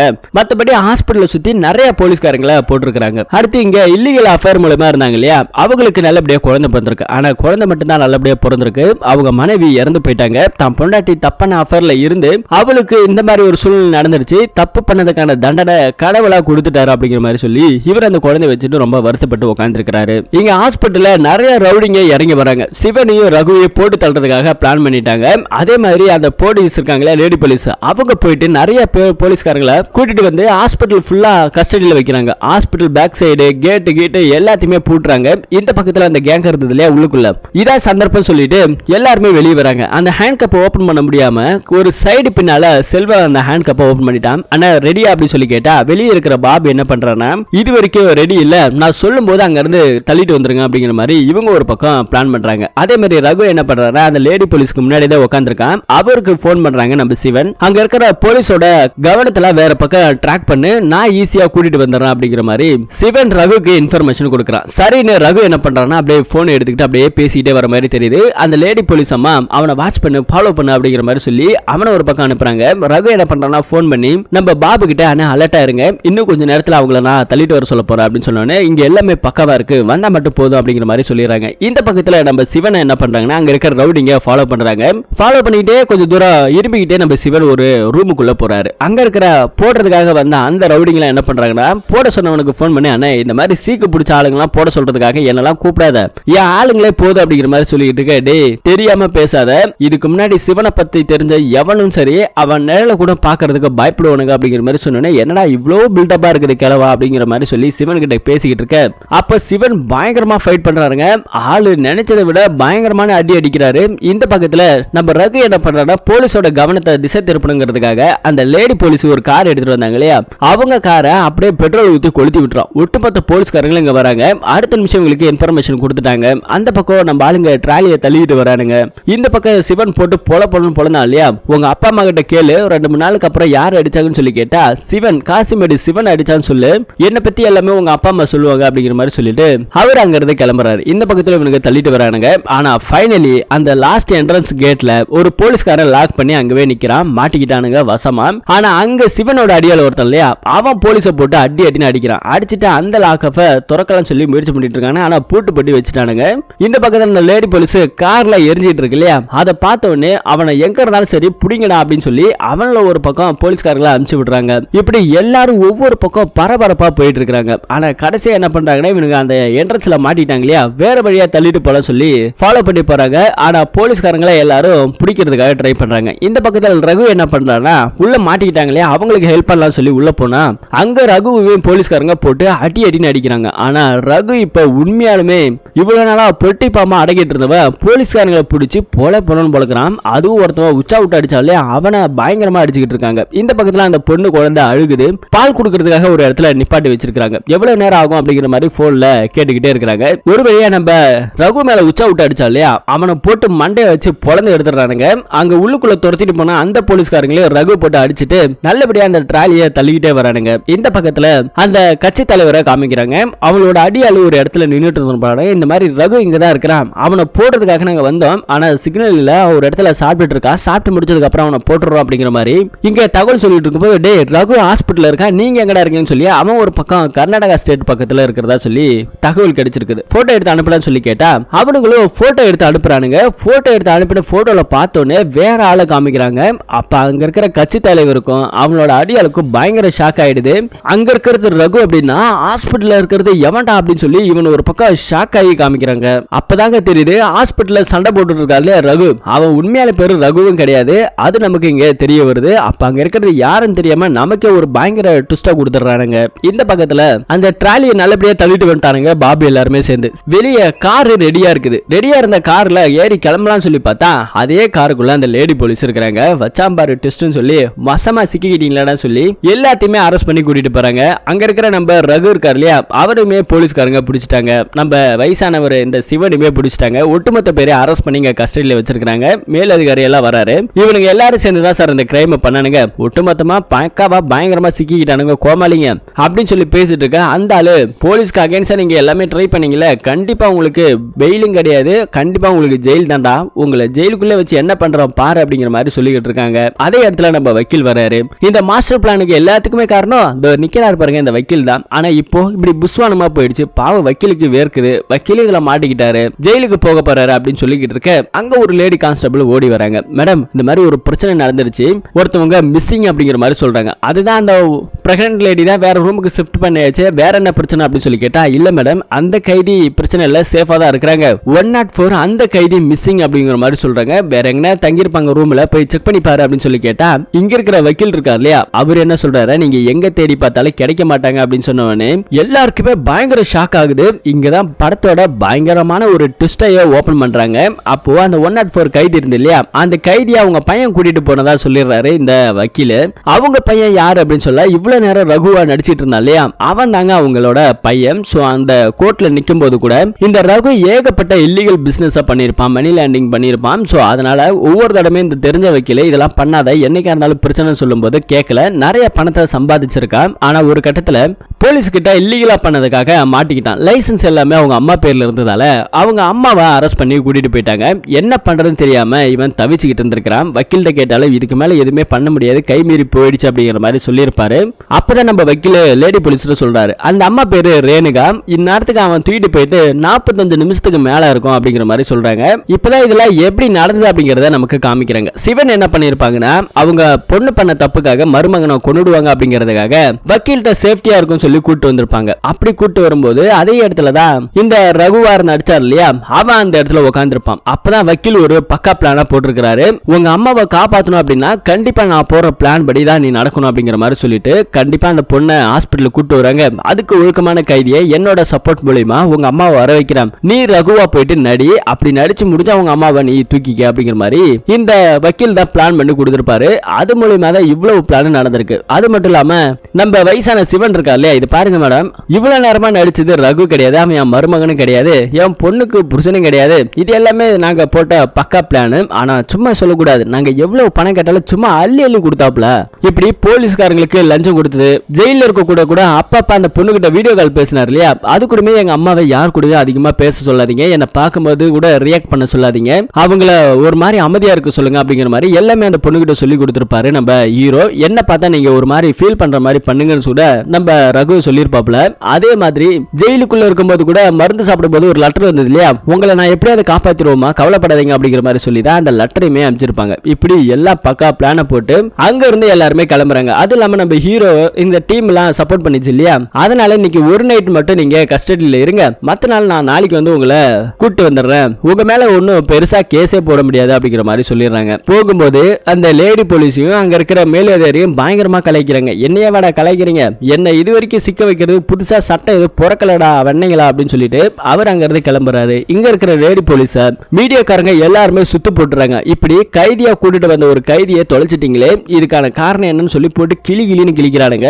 அப்ப லேடி போலீஸ், அவன் இந்த உலகத்துல எந்த மூலையில முடுக்கல இருந்தாலும் சரி அவனை நான் தேடி கண்டுபிடிச்சு இழுத்துட்டு வருவான் அப்படிங்கிற மாதிரி இங்க இவங்க சொல்லிக்கிட்டு இருக்க. அதே மாதிரி அங்க நம்ம ரகுவா நடிச்சு கூட்டிட்டு போனார் இல்லையா, அவங்க அம்மாவை ஒரு போட் மூலமா வேற எங்கேயோ ஒரு இடத்துக்கு கூட்டிட்டு போற மாதிரி அப்படியே இந்த படத்தோட ஸ்டோரியை முடிக்கிறாங்க. இந்த படத்தோட பார்ட் 2க்கான லீடிங் கொடுத்து இந்த படத்தை முடிச்சிருக்காங்க. பார்ட் 2ல தான் தெரியும் நம்ம ஹீரோவை திரும்ப அந்த லேடி போலீஸ் பிடிப்பாங்களா, ஜெயிலுக்குள்ள இருக்கிற நம்ம பொண்ணை திரும்ப நம்ம சிவன் காப்பாத்துவாரா, அவங்க மருமகனையும் காப்பாத்துவாரா அப்படிங்கிற மாதிரி ஏகப்பட்ட இன்னும் பல ட்விஸ்ட்களோட அந்த படத்தை முடிச்சிருக்காங்க. இந்த படம் உங்களுக்கு பிடிச்சிருக்கா அப்படிங்கறத கமெண்ட் செக்ஷன்ல சொல்லுங்க. ட்விஸ்ட் எல்லாம் நீங்க கண்டுபிடிச்சீங்களா இல்லையா அப்படிங்கறதையும் கமெண்ட்ல சொல்லுங்க, படிச்சு தெரிஞ்சுக்குவோம். மீண்டும் ஒரு நல்ல படத்தோட கதையில திரும்ப சந்திப்போம். தேங்க்யூ.